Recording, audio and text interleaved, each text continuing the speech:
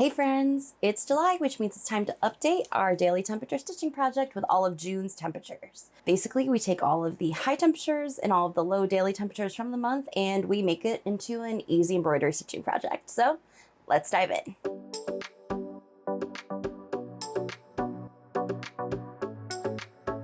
If you're new to the channel, my name is Lauren. I'm the fiber artist, small business owner behind Garden Girl Studio. I love doing small stitching projects, gardening vlogs, cozy vlogs, and small business vlogs. So if that's your jam, I'm so glad that you're here. Basically, if you're interested in starting embroidery, this is a simple, easy project to get started on. As many of you know, we're going to be running through all of June's temperatures. Basically, if you're new to the project, I'm going to have all of your resources to get started in the description below. So I'll have your embroidery template so you can trace your design and a way for you to track what colors to use with each daily temperature. Today, we're just going to be filling in our dashes, our French knots, a line on the trunk of our tree to represent the whole month, and we're going to be filling in the last leaves on this side of our tree garden base. So let's jump in. Quick recap for the temperatures here in New York, and I know that a lot of your temperatures are probably going to be different. And again, these are in Fahrenheit. This is not Celsius. So our highest temperature from the month of June was 93 degrees, and our lowest temperature of the lows was 41 degrees. So that was a pretty big difference. That's a 52-degree difference. A lot of the colors that we're going to be using this month are going to be in the orange, tangerine, those nice summery, bright, orangey colors. So I know most of you know the drill, so I'm not going to waste any time. I know it's a busy summer weekend, so let's go ahead and start stitching. And we are using all 6 strands for our dashes.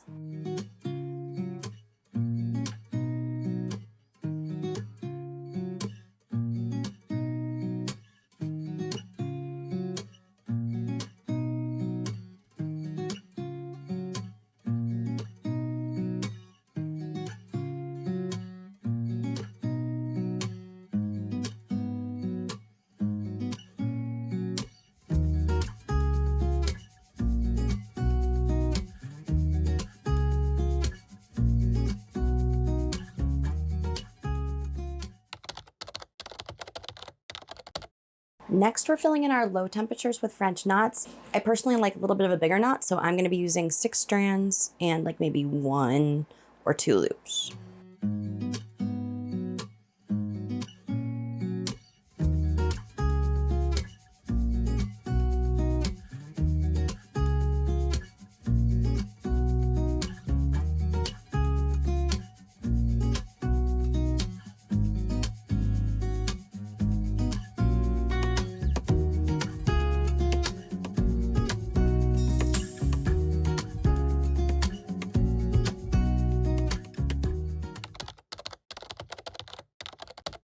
Okay, now we're going to fill in our tree trunk line with a whip backstitch based on this month's high temperatures.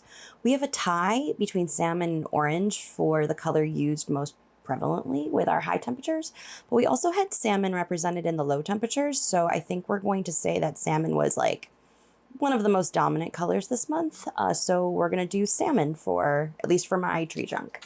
Choose the color that you saw most heavily for your tree trunk. For our floss, I'm doing 3 strands for the backstitch and then 3 strands for the whipping part.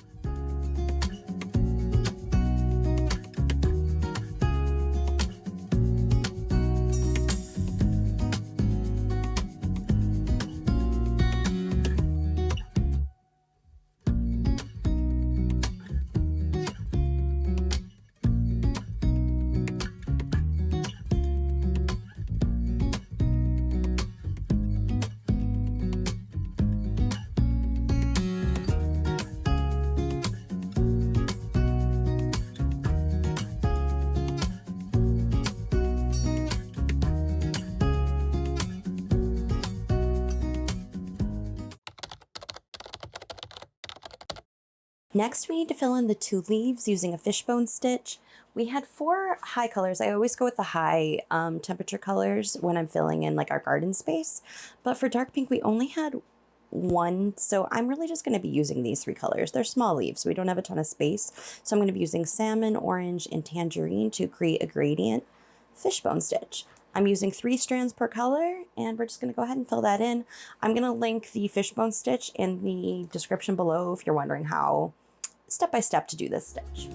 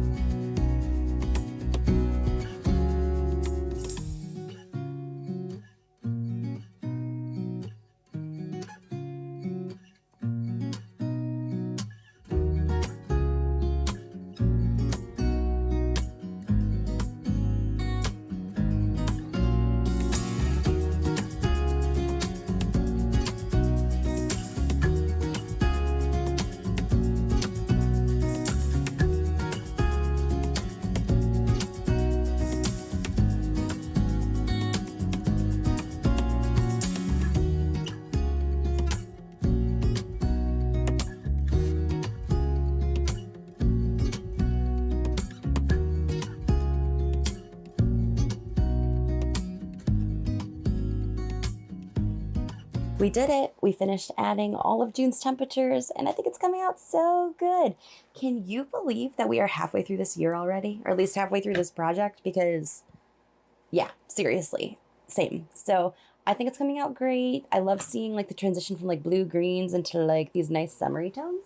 And I can't wait to fill in next month's temperatures. If you're enjoying this project with me, hit that like button. It helps my channel, and it also helps other people find projects that they might also enjoy. I would really, really appreciate it. Coming up on the channel, we've got even more gardening videos. I've got some small business plans, and I know a lot of you have been waiting for the table runner business logo for market booths. Yeah, the fabric has come in. So I'm so excited. I'll get to finish that tutorial and have that out to you soon.